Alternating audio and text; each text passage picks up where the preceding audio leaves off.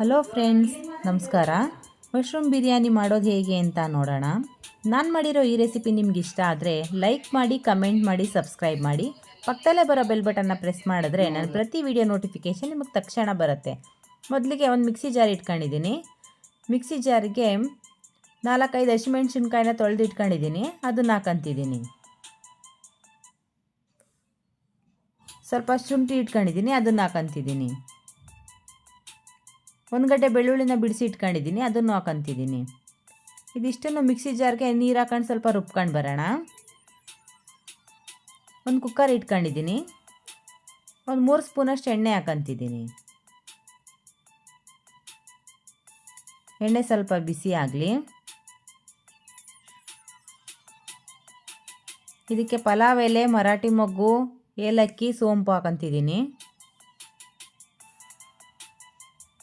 ಇದಕ್ಕೇ 2 ಈರುಳ್ಳಿನ ಕಟ್ ಮಾಡಿ ಇಟ್ಕೊಂಡಿದ್ದೀನಿ, ಅದನ್ನು ಹಾಕಂತಿದ್ದೀನಿ. ಸ್ವಲ್ಪ ಹೊತ್ತು ಫ್ರೈ ಮಾಡ್ಕೊಳ್ಳೋಣ. ಇದಕ್ಕೇ ರುಬ್ಬಿಟ್ಕೊಂಡಿರುವಂಥ ಹಸಿಮೆಣ್ಸಿನ್ಕಾಯಿ, ಶುಂಠಿ, ಬೆಳ್ಳುಳ್ಳಿ ಪೇಸ್ಟ್ನ ಹಾಕಂತಿದ್ದೀನಿ. ಇದನ್ನು ಸ್ವಲ್ಪ ಹೊತ್ತು ಚೆನ್ನಾಗಿ ಹುರ್ಕೊಳ್ಳೋಣ ಎಣ್ಣೆಯಲ್ಲಿ.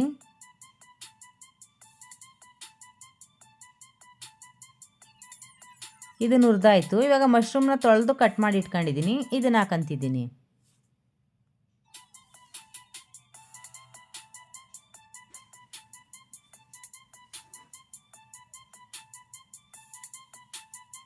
ಸ್ವಲ್ಪ ಎಣ್ಣೆಲಿ ಚೆನ್ನಾಗಿ ಬಾಡಿಸ್ಕೊಳ್ಳೋಣ.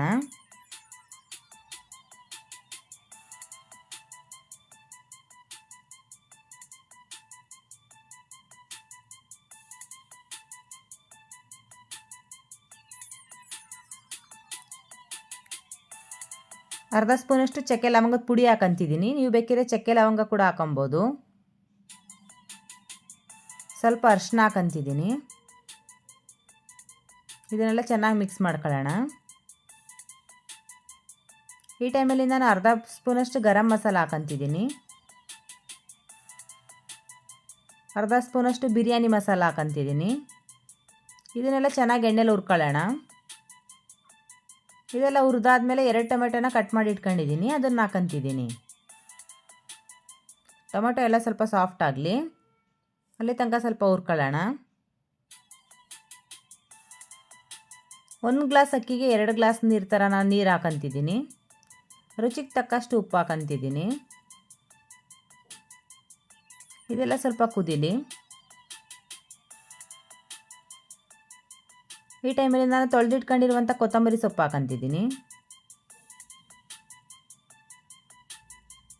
ನೀರು ಕುದಿಯೋವಾಗ ಅಕ್ಕಿ ತೊಳೆದಿಟ್ಕೊಂಡಿದ್ದೀನಿ. ನಾನು ಜೀರಾ ರೈಸ್ ತಗೊಂಡಿದ್ದೀನಿ. ನೀವು ಯಾವ ರೈಸ್ ಬೇಕಿದ್ರೂ ಯೂಸ್ ಮಾಡ್ಕೊಬೋದು.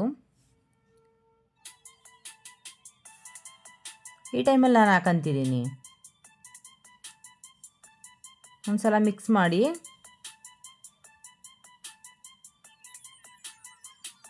ಬೇಕಿದ್ರೆ ನಿಂಬೆ ರಸ ಕೂಡ ಹಾಕೊಬೋದು. ಕುಕ್ಕರ್ ಲಿಡ್ನ ಕ್ಲೋಸ್ ಮಾಡಿ ನಾನು 2 ವಿಷಲ್ ತಗೊಂತೀನಿ.